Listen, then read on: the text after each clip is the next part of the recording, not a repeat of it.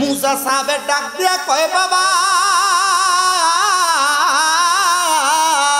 তুমি বলো তোমার কি সন্তানের প্রয়োজন? হুজুর হ্যাঁ আমার সন্তানের প্রয়োজন। বলে তাইলে আজকে আমি তোমারে একটা নামাজ শিখিয়ে দেই, ওই নামাজটা তুমি পড়তে পারবা? বলে হুজুর পারবো। বলে হুজুর কেমনে পারবো? ওই নামাজটার নামটা কি? আরে মুসা সাহাবে তার জীবনী পড়তে যা পাইলাম ওই নামাজ অন্য কোনো নামাজ না, ওই নামাজ হইল সলাতুল হাজতের নামাজ। হুজুর সলাতুল হাজতের নামাজ কেমনে পড়ে? সলাতুল হাজতের নামাজ অন্য সব নামাজের মতো নফল নামাজের নিয়ত কইরা আল্লাহু আকবার কইরা দাঁড়াইবা। হযরতে মুসা সাহাবে ডাক দিয়া কই পারবানি রে, তুমি এবং তোমার স্ত্রী দুইজন মিলা আল্লাহ তাআলার কাছে সলাতুল হাজতের নামাজ পড়া দোয়া করতে। মুসা সাহাবে ডাক দিয়া কয় এ বাবা পারবা? ওয়াদা করো। হুজুর পারবো। কতদিন? বলে মাত্র 3 মাস সময় আল্লাহ তাআলার কাছে সলাতুল হাজতের নামাজ পড়া দোয়া করবা। হযরতে মুসা সাহাবের কথা শুনে আল্লাহর বান্দা 3 মাস টানা সলাতুল হাজতের নামাজ পড়ছে। 3 মাস পড়ার পর লক্ষ্য করে দেখতেছে ওই আল্লাহর বান্দার স্ত্রীর গর্ভের মধ্যে কোথা থেকে আল্লাহ তাআলা একটা সন্তান দান করছে। 10 মাস যাওয়ার পরে ওই আল্লাহর বান্দার স্ত্রীর গর্ভ থেকে একটা সন্তান জন্ম নিছে। আবার ভাগ্যের এত সুন্দর পরিহাস, আল্লাহ তাআলা যে সন্তান দিতে সন্তানটা একটা ছেলে সন্তান। জোরে কি সুবহানাল্লাহ বলবেন না? ওই ছেলে সন্তান জন্ম নেওয়ার পরে হযরতে মুসা সাহাবের ওই ভক্তটা ইন্তেকাল করছে। কিন্তু মুসা সাহাবে ওই ব্যক্তিটারে বলছে তুমি নিয়ত করো তোমার যদি একটা সন্তান হয় তুমি তারে কোরআনওয়ালা বানাইবা, তুমি তারে হাদিসওয়ালা বানাইবা, আল্লাহ নবীর পথে চালাইবা। বলে হুজুর নিয়ত করলাম। কিন্তু সে ইন্তেকাল করেছে। ইন্তেকাল করার পর তার কোনো অবস্থা এবং কেউ জানে না। মরার পরের অবস্থা আপনিও বলবেন না, আমিও বলতে পারবো না। কিন্তু মরার পরে একজন মানুষ কবরে কেমন আছে আউলিয়া কেরাম চোখ বন্ধ করলে মারেফতের চোখ দিয়া দেখতে পায়। কথা কন্যা ঠিক কিনা? আমার মুসলমান ইমানদার হযরতে মুসা সাহাবে ডাক দিয়া কয় হে আব্দুর রহমান তোমার আব্বা জান আমার কাছে থাকতো, আমার কাছে তালিম গ্রহণ করতো, আমার কাছে আইসা কোরআন শিখতো, হাদিস শিখতো, আমার কাছে সুন্দর করে তোমার আব্বা জান তালিম নিয়ে তুমি সন্তানের জন্য হাজতের নামাজ আদায় করেছে। এখন তুমি যদি আল্লাহ তাআলার কোরআন শিক্ষা গ্রহণ করো আমার আল্লাহ তাআলা তোমার আব্বারে নাজাত প্রদান করবে। হযরতে মুসা সাহাবের কথা শুইনা ওই আল্লাহর বান্দা সন্তান 7 বছর বয়স থেকে আল্লাহ তাআলার কোরআন শিক্ষা শুরু করছে। 6 বছর বয়স থেকে আল্লাহ তাআলার কোরআন শিক্ষা শুরু করছে। 7 বছর বয়সে মাত্র 1 বছরের মাথায় আল্লাহ তাআলার কোরআন মুখস্থ করছে। 12 মাসে আল্লাহ তাআলার কোরআন মুখস্থ করছে। সুবহানাল্লাহ কইতেন। এ বাবা আপনাদের তেভাগিয়া চারকুড়িয়া এলাকার মধ্যে যে মাদ্রাসা, আপনারা যদি চান আপনাদের এলাকার মাদ্রাসার মধ্যেও 1 বছর 2 বছর 1.5 বছরের ছাত্ররা কোরআন শিখতে পারবে। কিন্তু আপনারা চান কিনা এটা আমি জানি না। সবাই মুখে মুখে চাই কই, আব্বা মুখে বললে চলবে না, কাজে পরিণত করা লাগবে। এবার ওই বান্দাটা 7 বছর বয়স আল্লাহর কোরআন শিক্ষা ফেলছে। ওই এলাকার মানুষ বড় অবাক, এত ছোট ছেলে আল্লাহ তাআলার কোরআন মুখস্থ করে ফেলেছে। আমরা এই সন্তানটারে আমাদের এলাকার মধ্যে সম্মান দিব, মর্যাদা দিব। সন্তানটা যখন কোরআন মুখস্থ করছে, আজকে আপনাদের এই বাগে জান্নাত হাফিজিয়া মাদ্রাসার যে ছাত্রটারে আমি পাগড়ি পরাইয়া দিলাম, ওই পোলাটার মা বাবার জীবন তো ধন্য। ওই পোলাটা আপনাদের মাদ্রাসায় হাফেজ হয়েছে, আপনাদের জীবন ধন্য। সে যত জীবন পর্যন্ত এলাকাতে বসবাস করবে, তার এলাকাতে থাকবে, তারে যদি কেউ জিগায় হেফজ কোথায় শেষ করছেন, সে এমনি মুখ দিয়া বলবো তেবাগিয়া মাদ্রাসায়। তারে যদি জিগায় হেফজ কোথায় পড়ছেন, সে বলবে বাগে জান্নাত মাদ্রাসায়। আরে সে যতদিন কোরআন পড়বে এই মাদ্রাসাতে যারা 1 পয়সা দিছে তাদের আমল নামায় তার পড়ার সওয়াব আল্লাহ তাআলা দিব। তার পড়ার পেছনে যাদের অবদান ছিল, তারে যে লজিং খাওয়াইছে, তারা অবশ্যই তাদেরকে আল্লাহ তাআলা অবশ্যই প্রতিদান প্রদান করব। ও বন্ধু, ওই ছেলেটা যখন আল্লাহ তাআলার কোরআন শিখছে গো, ছেলেটা কোরআন শিখার পর বাড়ির মধ্যে গেছে। যাওয়ার সময় কোরআন মুখস্থ করার পর মাথার মধ্যে আপনারা যে দফতার বন্দি পাক পাগড়ি পরাইয়া দিছেন। ওই ছেলে মাথায় পাগড়ি পইরা বাড়ির মধ্যে যাইয়া তার আম্মা জানরে ডাক দিয়া কয়, মা আমার মাদ্রাসার মধ্যে আমি একা না, আমার সঙ্গে আরো 11 জন ছাত্র আল্লাহ তাআলার কোরআন মুখস্থ কইরা মাদ্রাসার মধ্য থেকে দস্তারবন্দি পাগড়ি গ্রহণ করছে। মা গো, ওই ছাত্রগুলা মাথায় পাগড়ি পইরা ওই পাগড়িটা তাদের আব্বার মাথার মধ্যে পরাইয়া দিছে। ও মা, আমার তো আব্বা নাই, আমি আমার পাগড়িটা কার মাথায় পরাইয়া দিব? মা ডাক দিয়া কই, সন্তান এই যে সামনে দেখতে পাও তোমার আব্বা জানের কবর, তুমি সেখানে দাঁড়ায়া তোমার আব্বা জানের জন্য দোয়া করো। তুমি কি জানো আল্লাহর নবীর ঘোষণা, রব্বির হামহুমা কামা রব্বায়ানি সগীরা বইলা কোন সন্তান যদি তার চোখের মণিকোঠার মধ্যে একটা মাছির মাথা পরিমাণ পানি চাইরা দিয়া কান্না করে, ওই পানিটা মাটিতে পড়ার আগে আমার আল্লাহ তার মা বাবার জীবনের গুনাহগুলো মাফ করে দেয়। কান্দো না বাবা, আল্লাহ তাআলার কাছে কানলে আমার আল্লাহ তাআলা তোমার বাবার কবরটারে নাজাত দিয়া দিবে। ওই ছেলে আল্লাহ তাআলার কাছে কান্দে আর বাবার জন্য দোয়া করে। বাড়ির মধ্যে যাইয়া রাত্রবেলা আম্মা জানের ডান উরুর মধ্যে মাথা রাইকা যখন সন্তানটা ঘুমাইছে, সন্তান ডাক দিয়া কয়, মা আমি ঘুমানোর পরে হঠাৎ আজকে ইত্তেবাগিয়া বাগে জান্নাত মাদ্রাসার মাহফিলে কোন সন্তান জানি তার আব্বারে হারাইয়া বসছে। আমি জানি না কোন সন্তান জানি তার আম্মারে হারাইয়া বসছে। ও সন্তানের দলেরা, তোমাদের আম্মা জান আব্বা জান অন্ধকার কবরে, কিন্তু এখন তোমার আম্মা আব্বা কবরে আছে কথা সত্য, তুমি তোমার আম্মা আব্বারে একটু ভালো খাবার তুলা দিতে পারো না মুখে। তোমার আম্মা আব্বা কবরে আছে কথা সত্য, তুমি তোমার আম্মা আব্বারে আমি একটু কাপড় পরাইতে পারো না। পরাইবা কেমনে তোমার আম্মা অন্ধকার কবরে? আবার এমন অনেক কপাল পোড়া সন্তান আছে রে, যেই সন্তানেরা টাকা পয়সার মালিক কথা সত্য, কিন্তু তার আর মারে বাদ দেয় না, বাবারে বাদ দেয় না। এমন অনেক সন্তান আছে তার আর মা বাবা এই বাড়ি ওই বাড়ি যায় যায় ভাত খায়। এমন অনেক সন্তান আছে, 2-3 ভাই আছে, মা বাবা সকালবেলা এক ঘরে, দুপুর বেলা এক ঘরে, রাত্রবেলা এক ঘরে ভাত খায়। এমন অনেক ভাইয়েরা এখানে বসছো, মা বাবা এক সপ্তাহ এই ঘরে আর এক সপ্তাহ ওই ঘরে, এইভাবে ভাগ করে খাবার খায়। ও ভাই, তোমরা 2-3 ভাই ছিলা, তোমার মা বাপ তো তোমরা জুদা কইরা দিছে না, তোমরা আলাদা কইরা দিছে না। আম্মা আব্বা নিজে কামাই রুজি কইরা তোমরা সব বাইরে একসাথে লালন পালন করছে। তো মা বাপরে কি লেগে তুমি আলাদা কইরা দাও? মা বাপরে কেন তুমি জুদা করে দাও? বাবা, যদি কেউ তোমার মা বাপরে জুদা করে দিয়া থাকো, দাও তোমার পাও আমার সামনে দাও, তোমার পাগুলার মধ্যে ধইরা বলি, ওই আম্মা আব্বারে তোমরা জুদা করো না, আম্মা আব্বারে আলাদা করো না।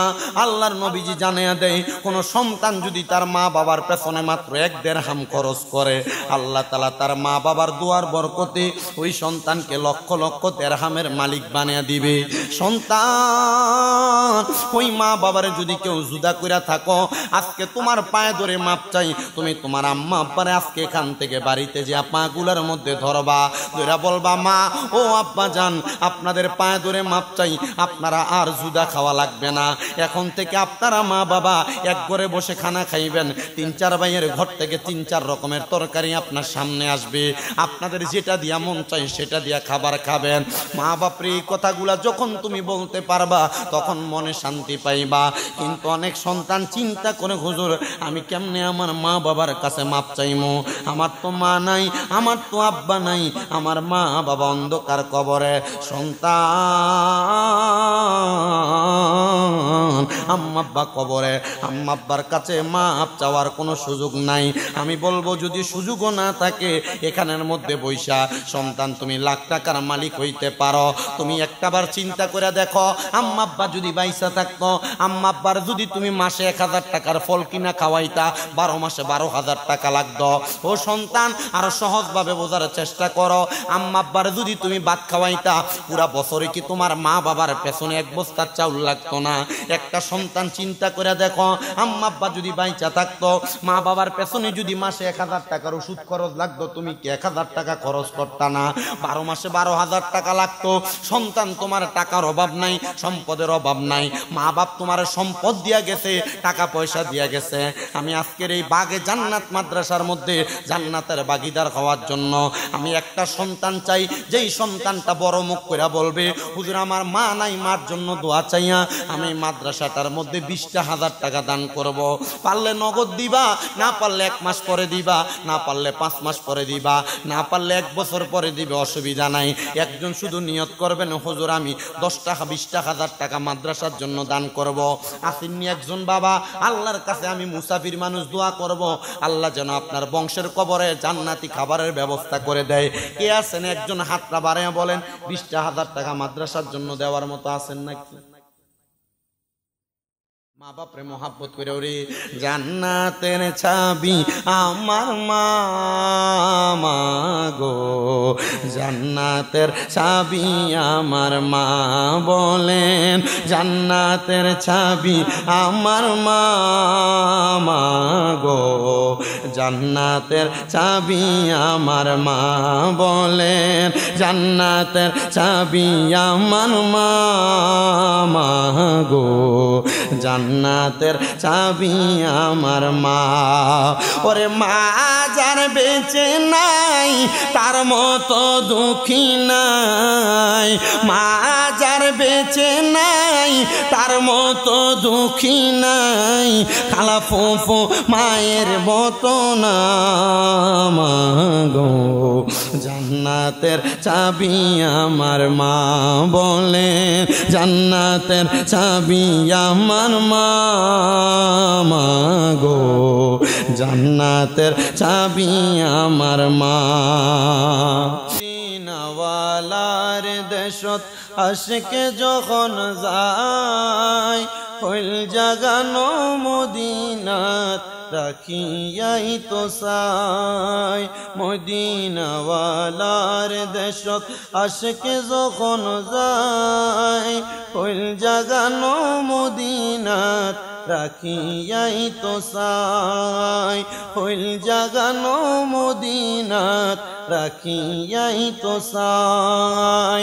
হইত ন পারে তারাও যারা আসিলে মদিনাত, হইত ন পারে তারাও যারা আসিলে মদিনাত, মদিনা সায়াইলো নাকি সায়াইলো জান্নাত, মদিনা সায়াইলো নাকি সায়াইলো জান্নাত। খোদার দুনিয়া তার সাইবার কিছু নাই, খোদার দুনিয়া তার সাইবার কিছু নাই, হইল জাগানো মদিনাত রাখিয়াই তো চাই, মদিনাওয়ালার দেশত আশিকে যখন যায়, হইল জাগানো মদিনাত রাখিয়াই তো চাই।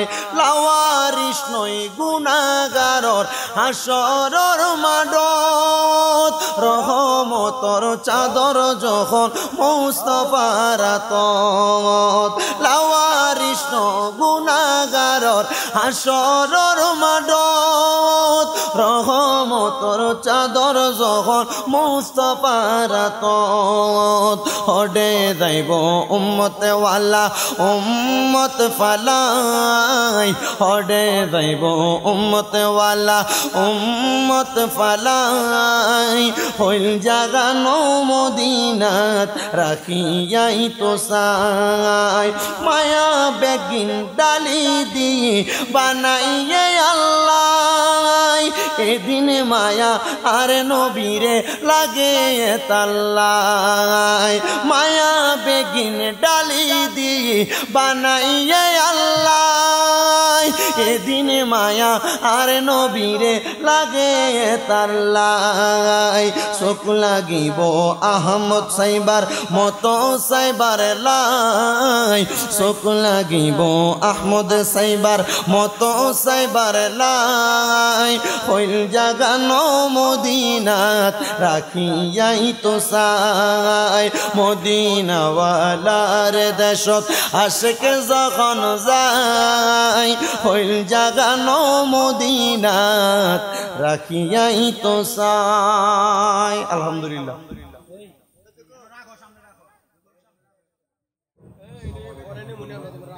তাগফির লানা ওয়া তারহামনা লানাকুনান্না মিনাল খাসিরিন মাবুদ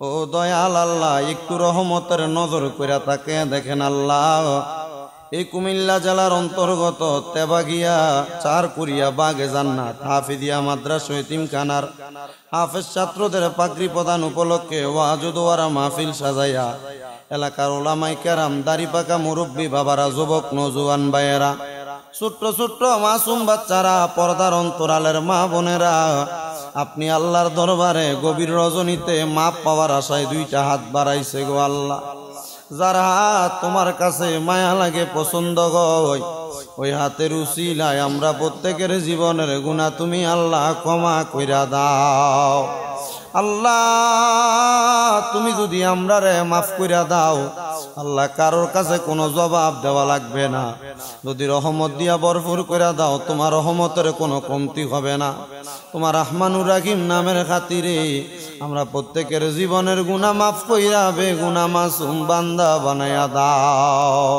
তুমি তো অন্তর জামিরে আল্লাহ ওই আমরা হইলাম ফানা আমরা সুখে কিনা দুঃখে ডাকি গো আল্লাহ তুমি যাই না কি জানো না রে আল্লাহ করো আল্লাহ জাগালয় তোমার মনে তুমি তোমার বন্ধু আদম নবীর সঙ্গে কইছো কথায় আল্লাহ আরাফাতে নিয়া আমরার সঙ্গে নি কইবা কথা গো ও আল্লাহ মতের বিছানায় শুয়াইয়া গো আল্লাহ করো আল্লাহ জাগালয় তোমার মনে তুমি তোমার বন্ধু ইব্রাহিম নবীর সঙ্গে কইছো কথায় আল্লাহ নমরুদের আগুনে ফালাইয়া আমরার সঙ্গে নি কইবা কথা গো ও আল্লাহ আজরাইল পাঠাইয়া গো আল্লাহ করো আল্লাহ জাগালয় তোমার মনে তুমি তোমার বন্ধু ইউনুস নবীর সঙ্গে কইছিলা কথায় আল্লাহ মাছের পেটে নিয়া আমরার সঙ্গে নি কইবা কথা গো ও আল্লাহ সাদা কাফনে ঢুকাইয়া গো আল্লাহ করো আল্লাহ জাগালয় তোমার মনে তোমার বন্ধু মুসা নবীর সঙ্গে কইছো কথায় আল্লাহ তোর পাখারে নিয়া আমরার সঙ্গে নি কইবা কথা গো আল্লাহ চার পায়ার খাটেতে উঠাইয়া গো আল্লাহ করো আল্লাহ জাগালয় তোমার মনে অবশেষে তোমার বন্ধু হাবিবুল্লাহর সঙ্গে কইছো কথায় আল্লাহ মেরাজেতে নিয়া আমরার সঙ্গে নি কইবা কথা গো ও আল্লাহ আমার নবীর সামনে তে রাখিয়া গো আল্লাহ করো আল্লাহ জাগালয় তোমার মনে ডাকলে কি দূরাইর বরিরে মন জফনে নি প্রাণ ঠান্ডা হয় না দেখিলে